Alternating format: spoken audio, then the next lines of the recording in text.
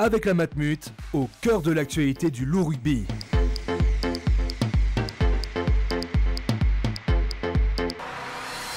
Après chaque match au Matmut Stadium de Gerland, retrouvez Au cœur du Loup sur TLM avec JL Events.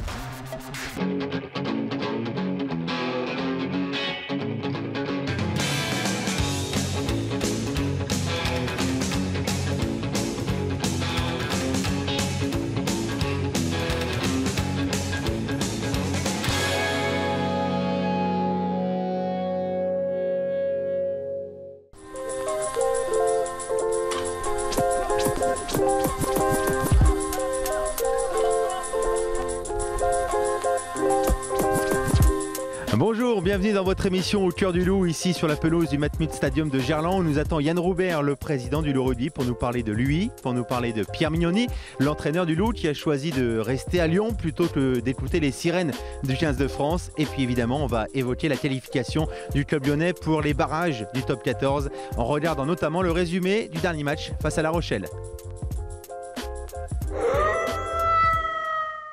Et comme promis, cette fois-ci, c'est le président Yann Roubert qui nous accueille sur la pelouse du Matmut Stadium de Gerland. Bonjour président. Bonjour. Merci de retrouver les caméras d'Au cœur du Loup. Alors on va parler de vous évidemment, comme on l'a fait avec Pierre Mignoni, avec Julien Purecelli, avec tous ceux qui vous ont précédé dans cette émission. Mais avant, bien sûr, un petit mot sur l'actualité, puisque le Loup va, comme l'an passé, retrouver les barrages du top 14. C'était le premier challenge, c'était vos mots en début de saison. Il est donc atteint. C'est le premier objectif, en effet. J'aime bien souvent, on prend avec les joueurs la métaphore de la montagne. On arrive au camp de base, la marche d'approche a été longue et difficile, mais maintenant c'est une nouvelle compétition qui commence, donc on espère bien figurer. C'est pas anodin d'y revenir 2 fois de suite. On n'avait pas connu ça depuis que le top 14 existe et on n'avait pas connu de demi depuis 1933. Donc à suivre, pour l'instant rien n'est fait, mais c'est déjà bien d'être là et puis à suivre pour essayer de faire mieux encore. Oui, c'est vraiment step by step. Il y a 2 saisons, vous aviez raté d'extrême justesse avec un essai, d'ailleurs c'était dans le coin juste derrière moi qui n'avait pas été aplati. Vous aviez raté la qualif de quelques centimètres simplement. Il y a 1 an, vous êtes qualifié avec un barrage formidable à Toulon, mais vous êtes écroulé en demi-finale face à Montpellier. Là, on sent que le groupe est habité par l'idée d'aller plus loin, que le barrage n'est pas du tout une fin en soi. C'était peut-être moins le cas la saison passée. J'espère, j'attache beaucoup d'importance au fait que le club continue à progresser dans toutes ses dimensions, les infrastructures, les structures et bien sûr le sportif, c'est évidemment ce qui est le plus important et ce qui se voit le plus. Donc c'est pas anodin de revenir 2 fois et ça c'est très bien. Après oui, une fin, se qualifier, c'est pas une fin en soi. L'objectif ça sera jamais de perdre en demi-finale, ça doit être celui de gagner en finale. On sait que c'est compliqué, que toutes les autres équipes ont le même objectif. Donc c'est bien, on avance mais on est encore loin d'être arrivé. Donc on franchit des paliers et c'est tant mieux. Continuons à avancer, continuons à travailler pour continuer à progresser et puis à suivre. Et puis évidemment l'expérience de la saison passée va vous aider, que ce soit le succès à Toulon, enfin même si c'était un match nul mais vous étiez qualifié grâce aux essais, ou la lourde défaite devant Montpellier. Ce sont des expériences qui vont vous aider à aborder les matchs décisifs. Ouais, je dirais que l'année dernière on a appris 2 choses, qu'on était au niveau pour pouvoir se qualifier, ça c'est bien, et qu'il en manquait encore beaucoup avant de pouvoir s'imposer et de disputer même une finale. Donc une demi c'est bien, après essayons de combler ce niveau. On voit à l'heure actuelle qu'il y a 2 équipes qui sont nettement au-dessus des autres, Clermont et Toulouse. Ça ne veut pas dire qu'elles sont invincibles, mais ça veut dire qu'on est encore loin de notre niveau et qu'il faut bosser pour essayer de s'en rapprocher. Le mental peut être aussi déterminant pour ces matchs-là? Ça compte évidemment, donc on a essayé de travailler au-delà du rugby. Les joueurs étaient en stage au même endroit que l'année dernière à la Seine-sur-Mer, où on a été très bien accueillis. Donc on espère que ça va nous aider à aller chercher ces petits plus qui font la différence dans les matchs qui comptent. Ceux qu'on n'a pas su activer l'année dernière, on était peut-être un peu en bout de course, on avait laissé beaucoup d'énergie et d'influx nerveux sur notre quart de finale à Toulon. Là, essayons d'être au mieux pour essayer de faire durer l'aventure le plus longtemps possible. Alors la Seine-sur-Mer, évidemment, c'était chez Pierre Mignoni, c'était dans le Var, près de Toulon. Alors on va justement parler de Pierre Mignoni.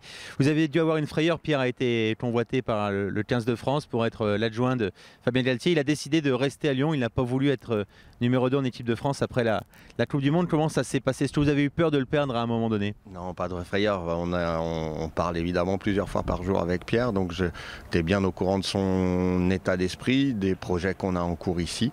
C'est très valorisant valorisant qu'on ait pensé à lui pour l'équipe de France. Donc je pense qu'il en a été flatté et ça prouve qu'il travaille bien ici. Donc c'est aussi une fierté pour le club parce qu'on est heureux pour lui et fier pour le club. Ça veut dire que les entraîneurs qui passent chez nous, on les met dans de bonnes conditions pour viser plus haut. Je pense aussi à Sébastien Bruno, à Karim Ghezal, à Pierre bien sûr qui restera avec nous et c'est une très bonne nouvelle parce qu'on n'a pas fini de travailler ensemble. On a encore des choses à faire. Donc c'est tant mieux. Ça valorise la décision de l'avoir prolongé il y a 1 an et demi maintenant jusqu'en 2023. C'était une prolongation de très longue durée, très rare dans le sport de haut niveau. Vous ne pouvez que vous féliciter de cette décision maintenant? Ouais, je pense que les années qu'il a passées avec nous parlent à la fois pour lui et pour la collaboration qu'on a au sein du club. Effectivement, je pense que depuis qu'il est là, on travaille bien, on avance et on continue à progresser. Avec ça, ce qu'on se dit souvent tous les deux, on n'est pas arrivé, il reste beaucoup à faire. Donc on s'y réattelle et c'est l'idée de ce contrat, de repartir pour un cycle. Là, il est dans sa 4e saison, il en reste 4 devant pour essayer de continuer à construire ce club ensemble et à aller chercher une aventure qui soit encore plus belle que celle qu'on a déjà connue. En revanche, l'un des adjoints de Pierre Mignoni, Karim Ghezal, lui va rejoindre le staff du 15 de France après la Coupe du Monde pour s'occuper de la touche. Évidemment, c'est la spécialité de Karim. Un mot déjà sur lui, et puis est-ce que vous savez déjà comment vous allez le remplacer? On parle un peu de Julien Puricelli, sauf que Julien va continuer à jouer la saison prochaine. Est-ce qu'il peut faire les deux? Ce que Pierre avait fait, lui, en fin de carrière à Toulon. Il s'occupait aussi des 3 quarts, je crois, et il jouait en même temps. Ouais, c'est vrai. Alors d'abord, un mot sur Karim, où on est là encore heureux pour lui, parce que il y a, je sais pas, peut-être 10 000 éducateurs en France, il y en a entre 3 et 7 qui entraînent l'équipe de France, donc c'est évidemment une reconnaissance formidable de son travail. On est un peu fiers pour le club aussi, parce que à l'image de Seb Bruno, on est les premiers à lui avoir fait confiance. Enfin, il était joueur du Loup il y a 3 saisons, et puis à peine 3 saisons après, en tant que coach, il se retrouve en équipe de France. Seb, c'était pareil, il avait fait 2 saisons et demie, il se retrouve en équipe de France. Donc ça veut dire qu'on ne s'est pas trompé, qu'on est heureux de les avoir eus avec nous, puis on leur souhaite évidemment un bon vent, et on espère qu'ils vont faire gagner la France maintenant, parce qu'on en a tous besoin. Après, il faut effectivement préparer la suite, parce que si on est heureux pour lui, effectivement, ça ne nous arrange pas, parce que ça va faire un vide, et s'il était avec nous, c'est parce qu'on travaillait bien ensemble et qu'on comptait sur lui. Donc il va falloir le remplacer. On a un expert de la touche à l'heure actuelle qui est Julien Puricelli, mais qui, comme vous l'avez dit, c'est un joueur, c'est notre capitaine, donc il est important sur le terrain. Évidemment, je pense sur les compétences, il l'a. Sur le fait qu'il soit légitime, c'est une évidence. Après, 2 choses, est-ce que c'est différent d'être bon en touche et de rendre un alignement bon en tant qu'entraîneur? Et puis, est-ce qu'il a envie d'entraîner? Donc, pourquoi pas envisager une implication dans un premier temps et puis voir d'un côté comme de l'autre si ce test il est concluant et qu'on a envie de poursuivre. C'est un peu ce qu'on avait fait avec Kenny et ça s'est très bien passé. Pour l'instant, il est encore joueur, il le sera la saison prochaine. Karim sera là pour toute la préparation. La saison, il sera là jusqu'à fin octobre, donc on a le temps de voir venir. Et évidemment que Julien est légitime et il faudra voir si on a envie de faire ça et quelles sont ses envies aussi, lui aussi, puis de voir si ça marche. C'est vrai de vous interroger sur ses envies, mais quand on parle et quand on connaît bien Julien Puricelli, on lui imagine tout à fait un destin d'entraîneur. C'est écrit. Pour moi, c'est une évidence qu'il a les compétences pour le faire. Après, est-ce qu'il a l'envie? Est-ce que ça marchera au Loup? C'est des questions auxquelles on a le temps de répondre et qu'on abordera très sereinement. Yann Robert, le président du Loup, nous a parlé de Pierre Mignoni, de plein d'autres choses. Maintenant, il va nous parler de nous, et ça, c'est peut-être de lui, pardon. Et c'est peut-être plus difficile, mais avant, on regarde le résumé donc, de ce dernier match du Loup. C'était samedi, ici même, à Gerland, face à La Rochelle. Assurer la 3e place synonyme de barrage à domicile. Les enjeux étaient de taille pour le Loup à l'heure de recevoir un autre prétendant aux phases finales, La Rochelle, samedi lors de l'avant-dernière journée du top 14. Si le début de match est pour le moins crispé, ce sont bien les locaux qui se mettent en premier en évidence. D'abord par une pénalité réussie par Wisniewski, puis par ce ballon porté savamment travaillé, conclu par le revenant Liam Gill, titularisé pour la première fois depuis son retour de blessure. La suite se résume à un duel de buteurs. Maxime Lafache côté maritime et Jonathan Wisniewski côté lyonnais usent tous deux de leur jeu au pied pour porter le score à 16-9 à la pause. Au retour des vestiaires, les Rochelais reviennent avec de meilleures intentions. Jérémy Saint-Zel décale Elliot Rouzil, lancé comme une fusée. L'ailier Rochelais transperce la défense lyonnaise et résiste au retour de Nakaitasi pour aplatir entre les perches. 16 partout, tout est à refaire pour le Loup. Mais 5 minutes plus tard, sur cette passe ratée rochelaise, Nakaitasi en embuscade prolonge au pied. L'international français est trop court pour aplatir, mais c'est finalement Charlène Gataille qui s'en charge pour redonner de l'air aux siens, au plus grand soulagement de Pierre Mignoni. Une avance que Wisniewski se charge de conforter avec ce drop notamment pour assurer la victoire aux Lyonnais. 29-19 score final, le Loup conserve sa 3e place et jouera bien son barrage à domicile. Et de retour donc pour conclure cette émission avec le président du Loup, Yann Roubert, qui va essayer de nous parler un petit peu de vous, président. Vous êtes au Loup depuis décembre 2012, ça commence un petit peu à remonter, même si vous êtes toujours un jeune président.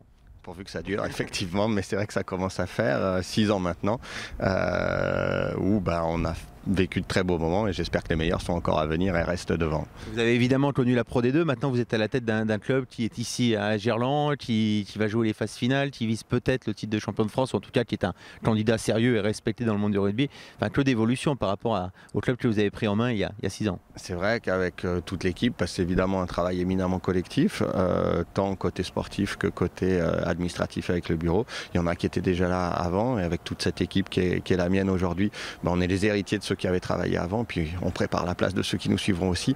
Mais c'est vrai que c'est une belle évolution. J'aime bien rappeler que souvent on franchit des étapes, on avance et on franchit des paliers, c'est très bien, mais on est encore loin d'être arrivé parce que Dieu sait s'il nous reste du boulot. Mais c'est vrai qu'il y a 6 ans, on jouait devant entre 3 et 4 000 personnes au Matmut Stadium de Vénissieux. On était 9e de Pro D2 à l'époque. Aujourd'hui, on regarde plutôt vers le haut et on a un peu plus de monde, mais on peut toujours faire mieux. Donc continuons à avancer et à travailler pour continuer cette aventure et la rendre de plus en plus belle. Quel genre de président vous êtes? On sait à l'Olympique Lyonnais par exemple, Jean-Michel Aulas, c'est, je dirais peut-être pas très interventionniste, mais il veut tout savoir tout le temps, il appelle ses entraîneurs plusieurs fois par jour. Par exemple, vous nous disiez tout à l'heure, vous échangiez régulièrement avec Pierre Mignoni. Voilà, quel genre de président vous êtes tout simplement? Est-ce que vous êtes dans les vestiaires avant les matchs? Est-ce que vous écoutez les causeries? Ouais, le plus possible. On aimerait bien être tout le temps et partout. Ça, je pense que c'est commun à nous tous. Après, on a pas mal de choses à faire, donc on s'implique pas autant qu'on voudrait partout. Mais bien sûr qu'avec le sportif, avec Pierre Mignoni, on se parle évidemment plusieurs fois par jour. Plus qu'à nos femmes, souvent on se dit ce qui est un peu inquiétant, donc il faut se méfier de ça. Ouais, je suis dans les vestiaires et j'écoute les causeries avant match. Moi, je parle plutôt après match.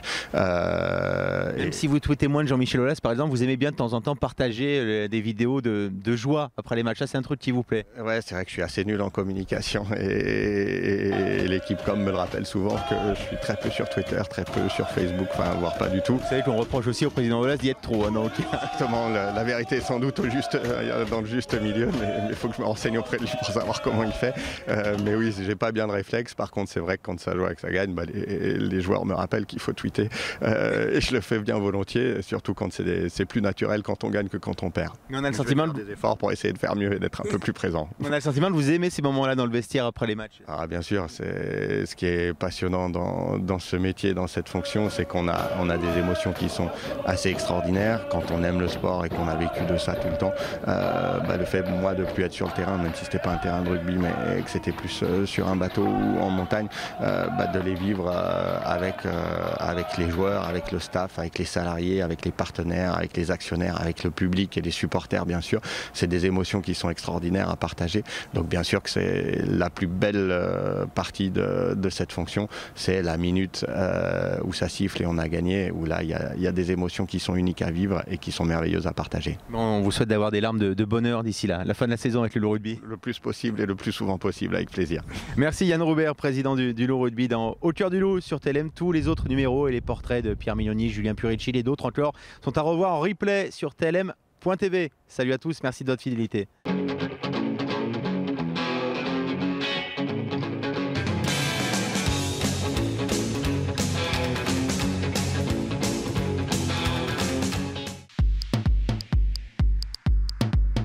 Avec la Matmut, au cœur de l'actualité du Loup Rugby.